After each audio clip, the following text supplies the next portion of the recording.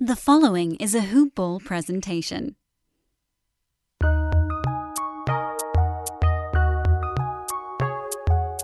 Welcome to the Fantasy NBA Today podcast.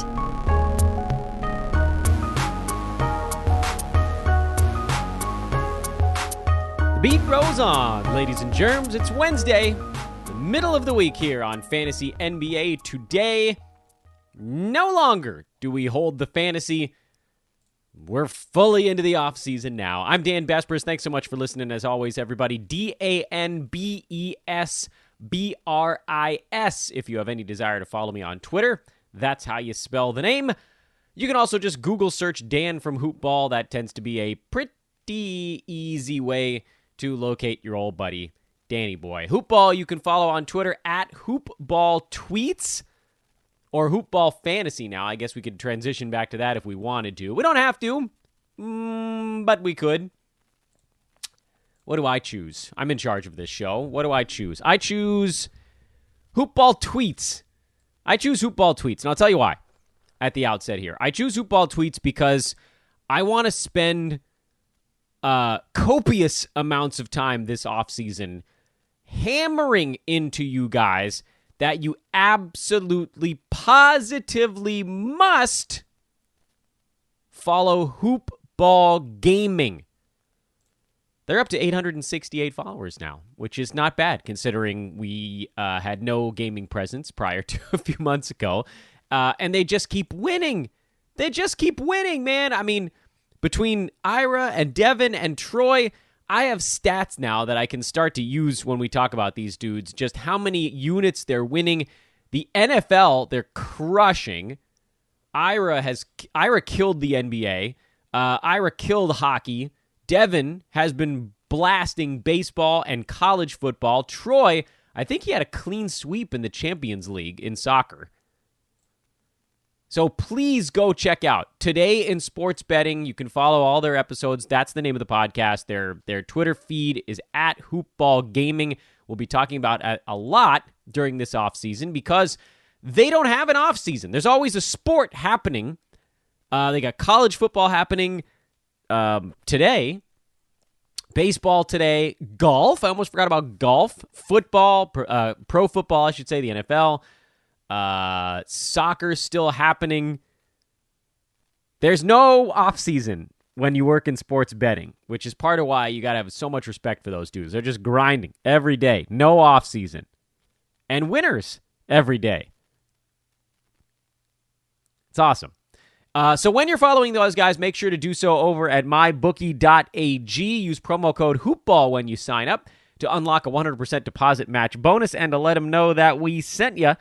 I think I got down on a Rays wager the other day following one of those dudes, and that won me a couple of bucks.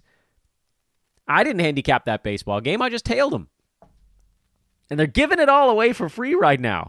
This is the perfect time. And if you listen to their podcast, that's how you get the deep insight on these things. And Devin's putting together these amazing breakdowns, these written breakdowns of what he's looking at on the college slate. I love it. Again, mybookie.ag, promo code HoopBall. I think they have another free blackjack tournament open. Is that right? Yeah, it's every Wednesday. It runs Wednesday through Thursday at mybookie.ag. So they have a free blackjack tournament happening right now. They have two of them. Oh my gosh, how did I not see that before? They have two free blackjack tournaments going right now. So you can get in on those. Opportunity to win actual cash into your account without any buy-in. Just so many good reasons to check out our buddies over at mybookie.ag and at Hoopball Gaming. I mean, look, they're going to get you winners, and MyBookie's going to pay you. It's so easy. It's like taking candy from a baby. But anyway, we're not deep into the betting stuff right now on this particular podcast because the basketball offseason is upon us, and as you saw and heard on yesterday's show, we are into a little stretch right now where we're breaking down the right way to describe it. I guess it's themes. It's team themes Wasn't supposed to rhyme, but that's how we got there. Yesterday, we did the Lakers and Clippers just to sort of ease into this process. And what this process is, it's a key element of handicapping teams, particularly early round draft picks, meaning what happened to a team this year and how does that reflect upon what might happen to that team next year? In particular, how they use their players. So, for example, and I'm sure most of you guys listened to yesterday's podcast, so I'm not going to go deep dive on teams we've already covered, but just as an example to let you guys know what we're doing here, the Clippers, we talked about yesterday, had a up and down regular season, a bumpy regular season that saw them kind of struggle on the road. 8 games over 500 isn't bad on the road, but they were 27-9 at home. They were 5 games worse than that away. It really was just about having their guys healthy and playing together. They had no continuity, and then there was, of course, the playoff meltdown.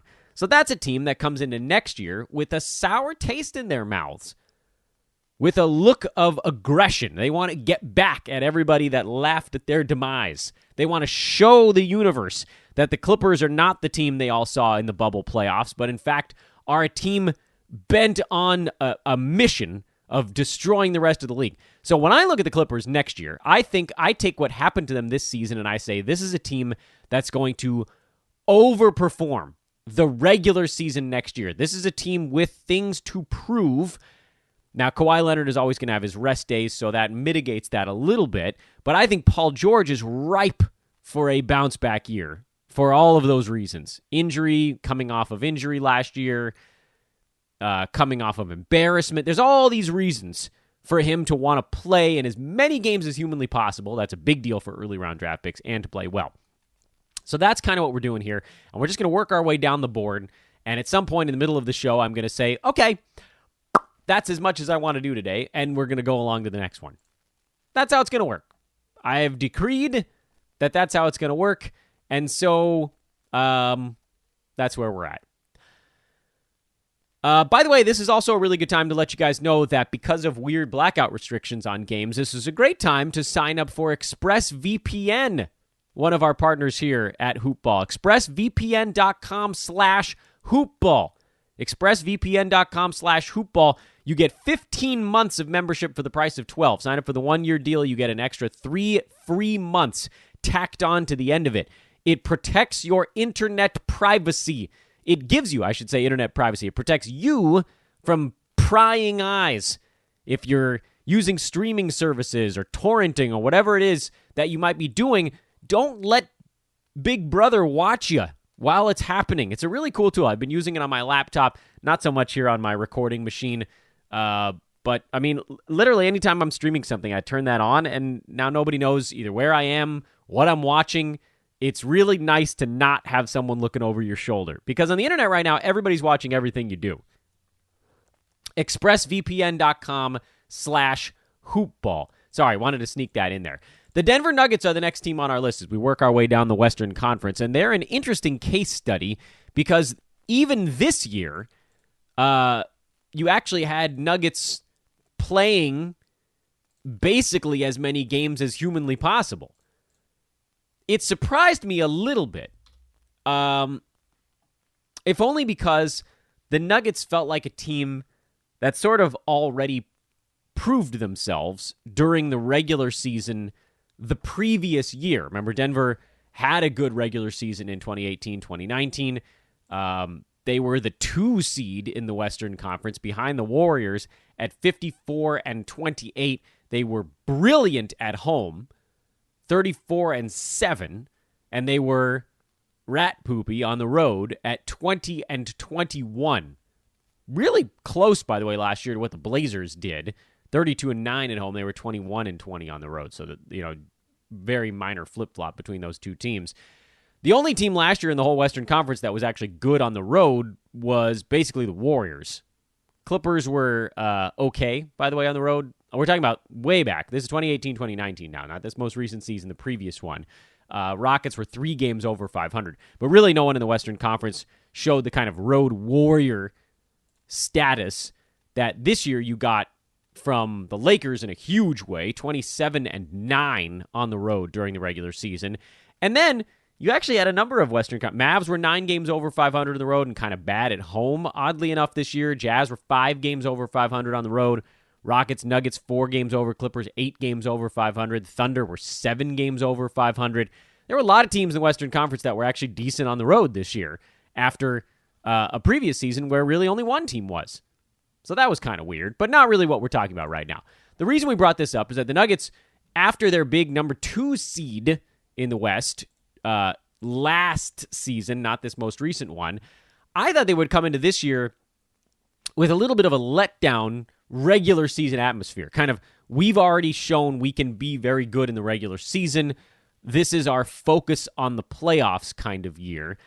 And instead, you got this weird, for the first 80% of the season, a Nuggets team that really wasn't firing on all cylinders on offense, but was firing on most cylinders on defense.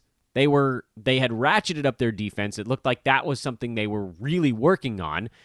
And they went 19 games over 500 and got the 3 seed. So they were pretty good, even if they weren't quite as laser-focused as last year. And what we saw, by the way, once they got into the playoffs, is they did crank it up another level. They got to the Western Conference Finals, gave the Lakers a pretty good push before ultimately falling short there. So I think to a certain degree we were right about the Nuggets in the regular season in that they didn't take it quite as seriously as maybe the Lakers did this year. We saw the Lakers put that higher effort into the regular season. But they also didn't totally coast because they still had things they were working on. And the way we can definitively say they didn't coast during the regular season is that Nikola Jokic played in all 73 games for Denver during the regular year. All 73. He didn't miss a single game, bubble or otherwise. Averaged 20, 10, and 7. 1.8 defensive stats, good percentages in both, and 1 3-pointer per game. Ended up at number 10 on a per game, but because he played in 73 games, which was effectively the most of anyone in the whole damn NBA, I don't know if any teams even played more than 73 games. I think that was the max. Did anybody clear 73 games this year? I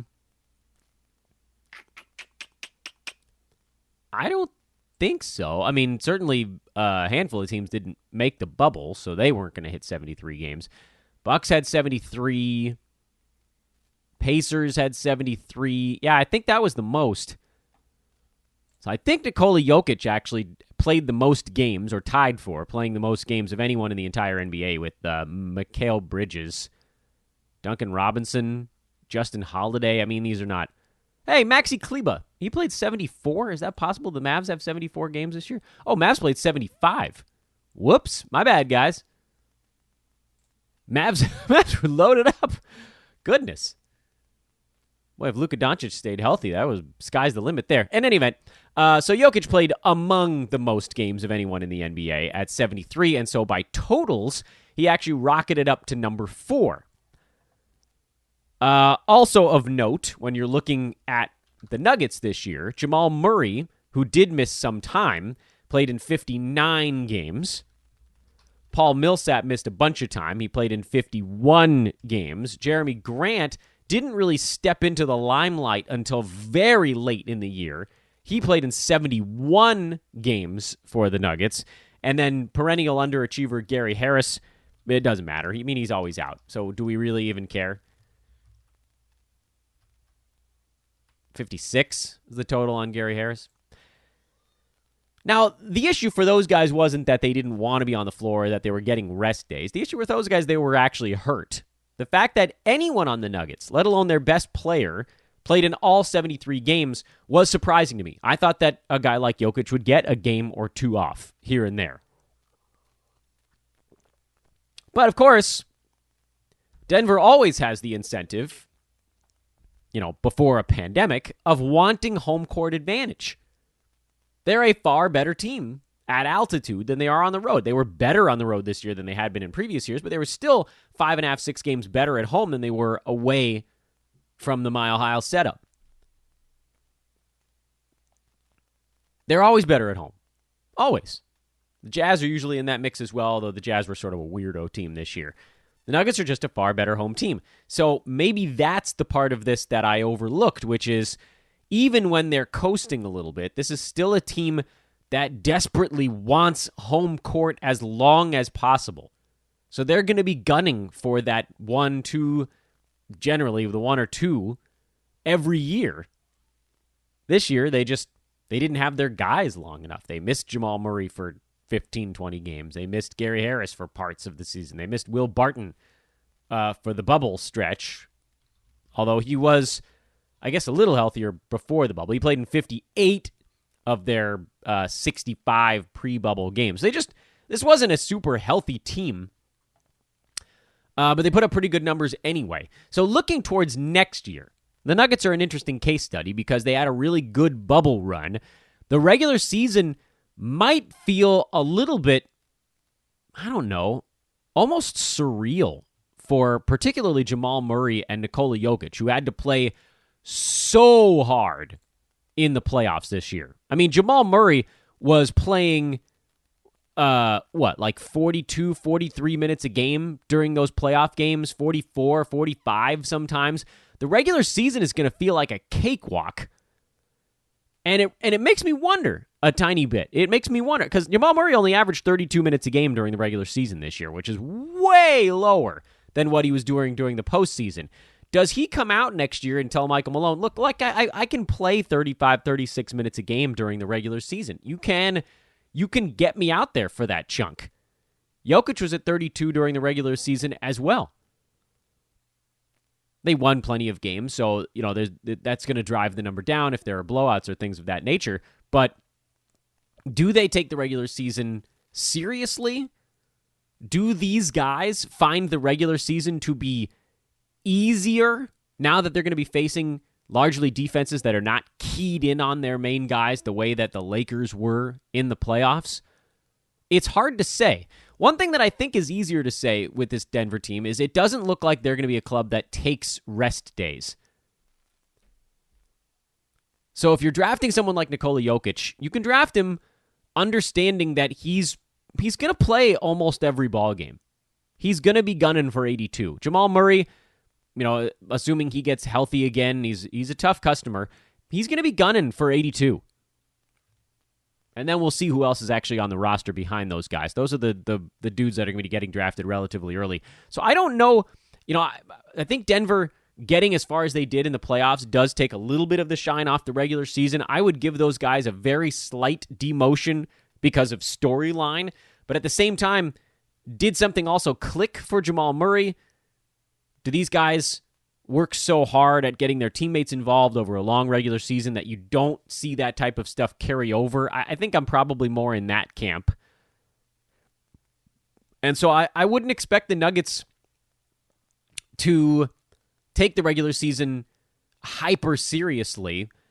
That was a team that started to play a higher tempo game as the season wore on. So there's also that element. And there's always the very slow Nikola Jokic starts. He might be a guy that gets drafted in the first round, starts slow, and you could pick him off with your second round guy. Actually, this is kind of fun, actually, for me. This narrative breakdown. The Houston Rockets, 44-28. We'll do them next. They were tied with the Thunder, and I think they had the better conference record by a half game or something like that. So maybe they won the head-to-head matchup. I don't know. Doesn't matter. Rockets were the 4 seed, so we'll just go with that team. New coach. I think that's all you really need to know about this team. They have a new coach, which means James Harden is still going to convince his coach to play him 35 to 37 minutes a game, which is just a terrible decision on so many levels. Westbrook is going to get rest days, and they're not going to be that dissimilar from what they were this year. They got bounced in the playoffs in kind of the same way they always do. Do we think James Harden adds some off-ball mobility to his game? I think that's the way that he advances further in the playoffs, but is that what's actually going to be the takeaway from that Lakers series? I don't know. I think a lot of people were faulting Russell Westbrook for the Rockets losing that series. And yeah, I mean, he wasn't very good outside of, I think he went big in one ball game. The Lakers just sagged off of him and made him a jump shooter. But at the same time, that's something that the Lakers weren't going to be able to get away with if they didn't have extra bodies everywhere. I mean, the Lakers were basically playing 5-on-4 defensively once they got the ball out of Harden's hands. He just backed up and he was an outlet at like 32 feet away from the bucket. He's way out there by center court. If Harden's moving and they're getting him the ball outside of just his traditional, bounce, isolation, maybe a pick and roll, whatever, there's so many more dimensions that team can add. We'll see whatever head coach comes in. We'll see what they do for the Rockets. This is a team that can't really move away from their small ball attack. I will say this, though, for Houston. Having a whole season of Rob Covington out there is going to be super fun. Hard Besbris target, Rob Covington. James Harden, he's going to have a pretty similar season. He's going to try to play in every ball game. They're going to try everything they can to force him to sit down, and he won't do it. Russell Westbrook's going to get overdrafted. He averaged 27, 8, and 7 this regular season, which actually was not horrible compared to what it could have been. But he did miss some ball games. He's sitting out back-to-backs. I don't know that that's changing anytime soon, so handle that accordingly. But Covington, and for the Rockets, I don't think storyline plays into their regular season all that much. I think this is a full-on just hit the reboot button and try again with some new offensive ideas behind their club. Otherwise, things stay not that far from what they were. The Thunder, same record. Jazz, by the way, also had the same record. The Thunder, same record as the Rockets at 44-28. The Thunder are a very, very interesting team this coming season because they are a team with question marks hanging over them. They're a team that I have to believe is hitting the rebuild button starting immediately. They don't have the talent right now to go any farther than the second round of the playoffs. They were pretty close to advancing past the Rockets, but the Thunder would have been obliterated by the Lakers. Obliterated. As good as they played this year, as great as Chris Paul was from a leadership standpoint, as good as Dennis Schruter and Gallo and Shea looked for the Thunder, they simply don't have the star power to keep up with the top 3 or 4 teams in the Western Conference. In fact, when the playoffs started, I thought the only team the Thunder would have dispatched of, and I felt pretty confident, was the Jazz. I think the Thunder would have beaten the Jazz. Other than that, I think they would have had a hell of a battle with the Blazers. Maybe they would have beaten them. Mavericks, I think, would have won if they stayed healthy. They would have beaten the Thunder. Rockets did beat the Thunder. Nuggets, Clippers, Lakers, they all would have beaten the Thunder. So yeah, they were the 5 seed, but weren't they really more like the 7 or 8?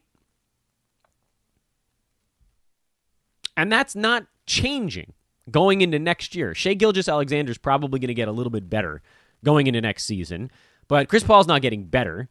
Steven Adams isn't getting better. Gallo's a free agent. Schroeder's not getting any better. This isn't a team where you're like, oh, well, just, keep playing together and the next step is attainable. The way you might look at a team like the Nuggets and say, oh, well, you know what? This is a team that's actually still getting better together.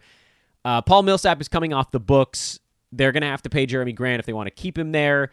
But, they've got Will Barton, Gary Harris. Maybe they could turn those guys into something. If Barton was healthy, do they advance past the Lakers? Do they just push them a little bit harder?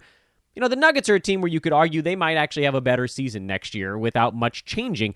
You can't argue that for the Thunder. And I think their front office knows that. This season, people were like, oh, is Chris Paul going to be on the move this year? There was almost no way they were going to be able to move him this season with still basically 2 more years on his deal. They have next year. Chris Paul's signed this coming season. And he has a $44 million player option for the year after that, which he will exercise as a 36, 37 at that point. He'll exercise that deal. $44 million at 37 years old is a no-brainer. Well, it'll be a little bit easier to move Chris Paul because he's shown that he still has a lot left in the tank. There are teams out there. I mean, the Eastern Conference in particular, there's a host of teams that could really use a guy like Chris Paul. The Bucks could have desperately used a Chris Paul in the playoffs this year. Honestly, the Heat could have used a Chris Paul in the playoffs this year. The Sixers could really use someone to orchestrate like that if they move away from the Ben Simmons mold. And we're only talking about teams that actually have championship aspirations. There are other teams that obviously could use his services. I just don't think they're going to shell out for him. So when you look at a guy like Chris Paul, I think this coming season, there's about a 30% chance he gets traded. Maybe even a little bit higher. It might be 50-50. And you're like, Dan, what about that $44 million option? Yeah, it's a big deal, but at that point, he's an expiring contract. So it's a horrible number, and somebody's going to be swallowing it. But, let's say, hypothetically, let's say Chris Paul gets traded to the Bucks. I have no idea how financially these things make sense. I haven't run any trade simulators. But let's say he gets traded to the Bucks. Milwaukee has a deep playoff run. They look really, really good. Maybe they just hold on to him for another year. Or let's take the other side. Let's say he gets traded to the Bucks, and it doesn't seem to be a very good fit, and Chris Paul looks like he's getting old quickly. The following year, the Bucks could try to move him. They could even take on some bad contracts, send Chris Paul to a team that wants him as an expiring deal. It's a lot easier to trade an expiring contract, even if it's a crazy high one. At that point, matching salaries becomes the hardest part. So I do think Chris Paul, there's a decent chance he gets traded this year. I also think there's a really good chance, and this one even higher. Chris Paul having that extra year, the player option, makes him a little bit more iffy. He probably gets moved. Call it 50-50. I think with Steven Adams, it's a higher than 50% chance he gets traded this year. It's a big contract, but it's expiring.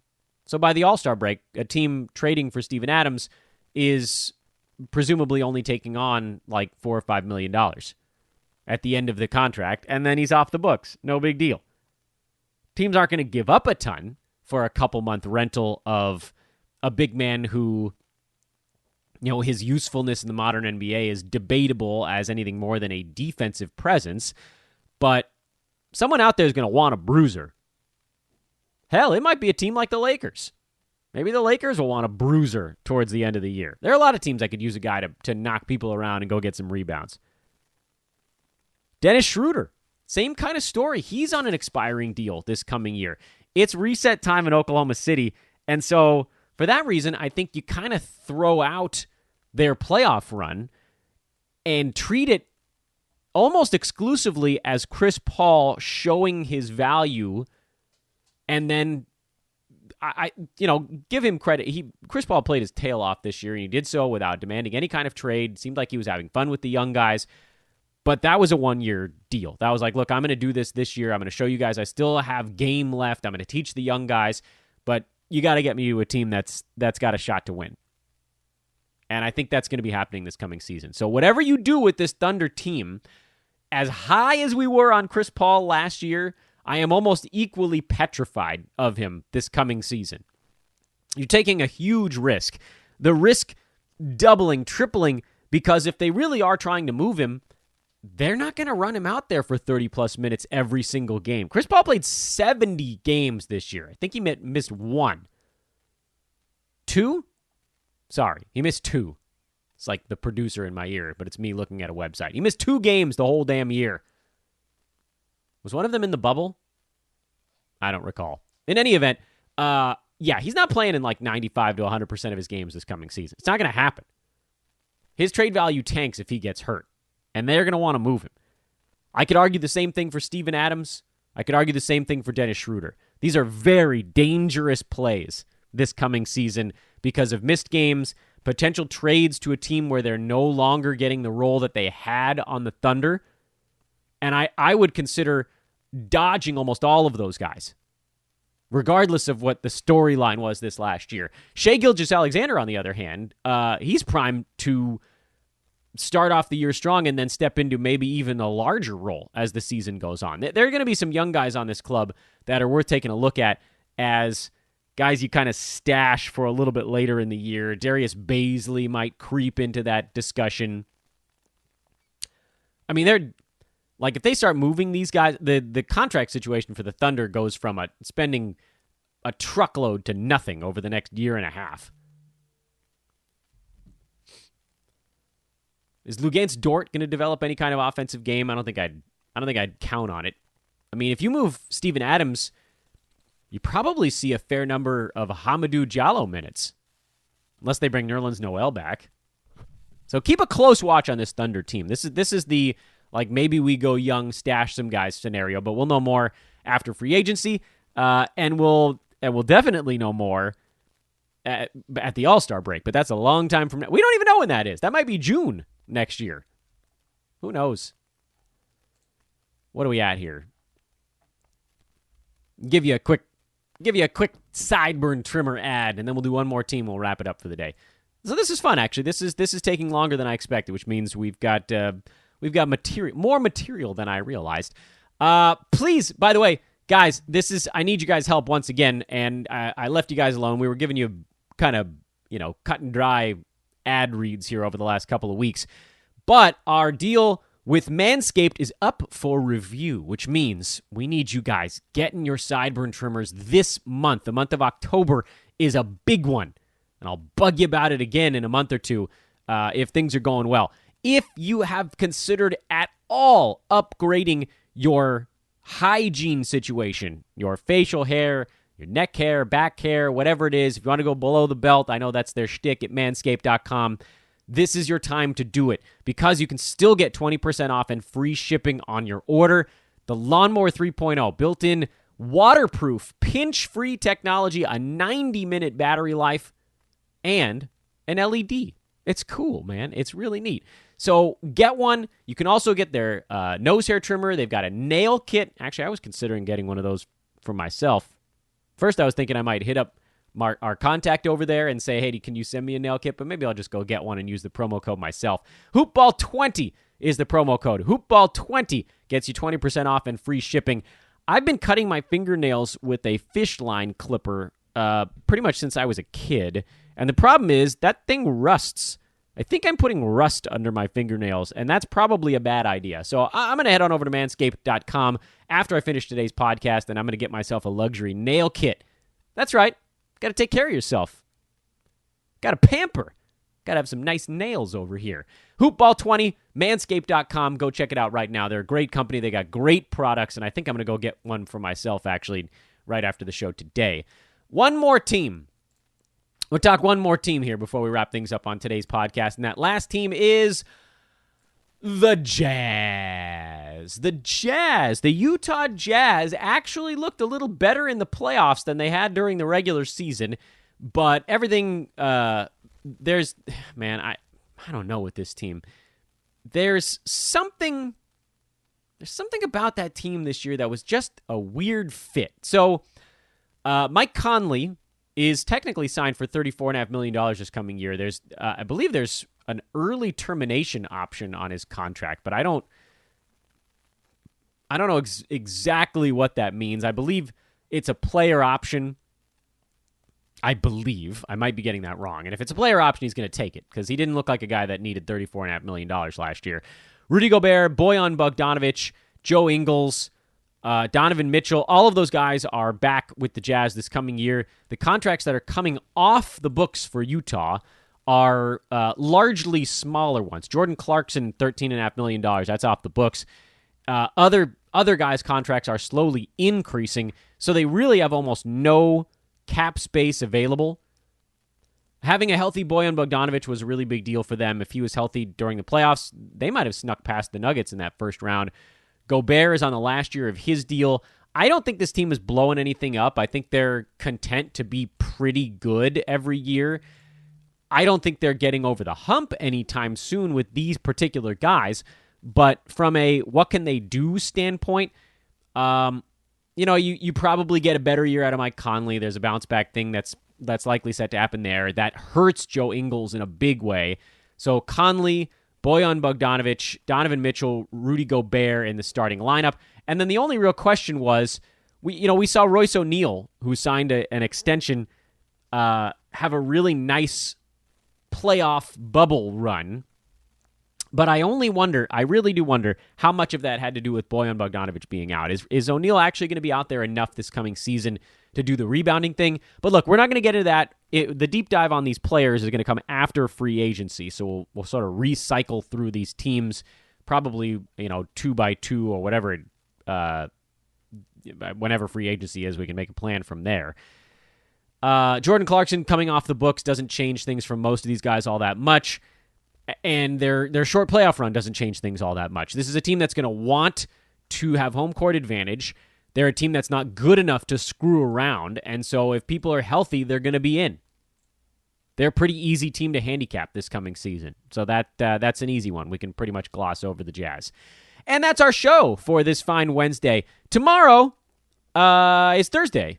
And Friday comes after. Thursday, October the 15th. We're halfway through the month. Starting tomorrow, we'll break down the next few teams on our list, and frankly, we'll just see how far we get. We didn't do as many as I wanted today. That was only 4?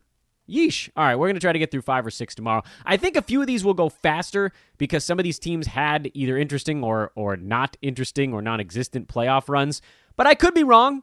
I don't know. There's a lot to discuss on these teams. Man, I wish they'd give us a timeline. Please, NBA, may I have a timeline? Please, NBA, may I have another? I'm Dan Vespers. This is Fantasy NBA Today. We're talking fantasy again these days. Isn't it nice? Normalcy. At Dan Vespers on Twitter. Hey, again, follow at Hoopball Gaming. It's really important to me that you guys check them out.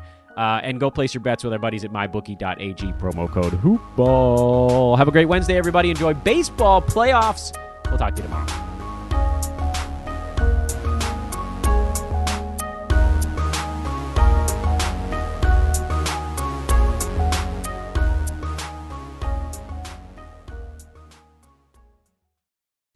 This has been a Hoop Ball presentation.